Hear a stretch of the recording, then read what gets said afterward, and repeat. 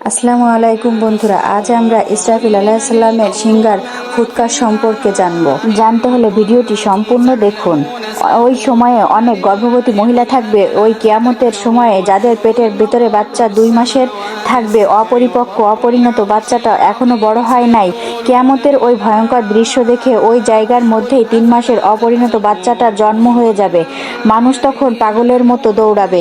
কেউ থাকবে টয়লেটে, কেউ থাকবে হসপিটালে, কেউ মাজারে, যে যেখানে থাকবে শুরু হয়ে যাবে এই কিয়ামতের ভয়াবহ দৃশ্য। কেউ দুধের বাচ্চাকে রেখে মা পালাবে।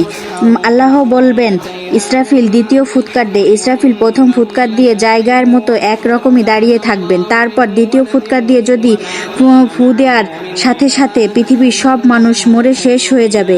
কেউ কি থাকতে পারবে? পারবো আমরা? থাকার জন্য আসছি না বন্ধুরা, কেউ থাকবো না, সব শেষ হয়ে যাবে। আল্লাহ আমাদের কিয়ামতের কঠিন আযাব থেকে রক্ষা করুন, আমিন।